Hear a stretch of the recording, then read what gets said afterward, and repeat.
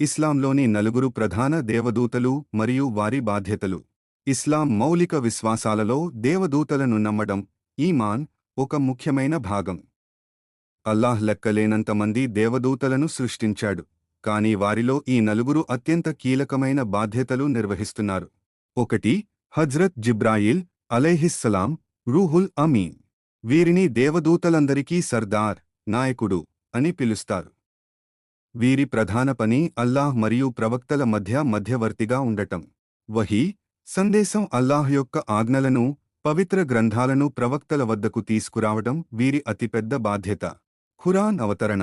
హజ్రత్ ముహమ్మద్ గారికి 23 సంవత్సరాల కాలంలో పవిత్ర ఖురాన్ను అందించింది వీరి ద్వారానే. ప్రవక్తల సహాయం. కష్ట సమయాల్లో మరియు యుద్ధాల్లో, ఉదాహరణకు బద్ర్ యుద్ధం, అల్లాహ్ ఆజ్ఞతో ప్రవక్తలకు తోడుగా ఉండేవారు. 2. హజ్రత్ మీకాయిల్ అలైహిస్సలాం. వీరు ప్రకృతి వ్యవస్థ మరియు జీవనోపాధిని పర్యవేక్షించే బాధ్యతలో ఉంటారు. రిజ్క్, ఆహారం, పంపిణీ.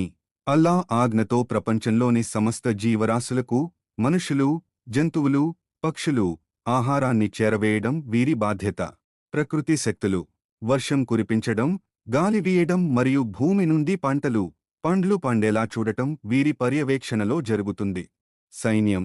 వీరి కింద ఒక పెద్ద దేవదూతల బృందం ఉంటుంది. వారు సముద్రాలు మరియు భూమిపై ప్రకృతి సమతుల్యతను కాపాడుతుంటారు. 3. హజ్రత్ ఇస్రాఫీల్ అలైహిస్సలాం. ప్రళయకాలం, ఖియామత్, ప్రారంభం మరియు ముగింపును ప్రకటించే బాధ్యత వీరిది. సూర్, బూర ఊదడం. వీరు ఎల్లప్పుడూ అల్లాహ్ ఆజ్ఞ కోసం ఎదురుచూస్తుంటారు. ఎప్పుడు ఆజ్ఞ వస్తే అప్పుడు సూర్ ఊదుతారు. వీరు మొదటిసారి బూర ఊదగానే లోకమంతా అంతమైపోతుంది, సమస్త జీవరాశులు మరణిస్తాయి. రెండవసారి.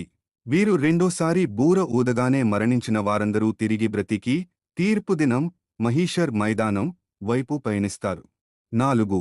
హజ్రత్ ఇజ్రాయిల్ అలైహిస్సలాం, మలకల్ మౌత్. ఖురాన్లో వీరిని మలకల్ మౌత్, మరణ దేవదూత అని పిలిచారు. ప్రాణం తీయడం.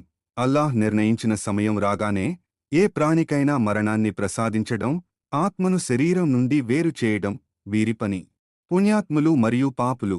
హదీసుల ప్రకారం వీరు పుణ్యాత్ముల ప్రాణాలను చాలా సున్నితంగా, పాపుల ప్రాణాలను చాలా కఠినంగా తీస్తారు. సహాయకులు. వీరి ఆధ్వర్యంలో కూడా చాలామంది దేవదూతలు ఉంటారు. వారు ప్రపంచవ్యాప్తంగా మరణ సమయం వచ్చిన వారి ప్రాణాలను తీస్తుంటారు. సారాంశం. ఈ నలుగురు దేవదూతలు అల్లాహ్ ఆజ్ఞలకు లోబడి ఉంటారు మరియు ఒక్క క్షణం కూడా ఆయనకు వ్యతిరేకంగా పనిచేయరు. ఈ విశ్వం యొక్క క్రమశిక్షణను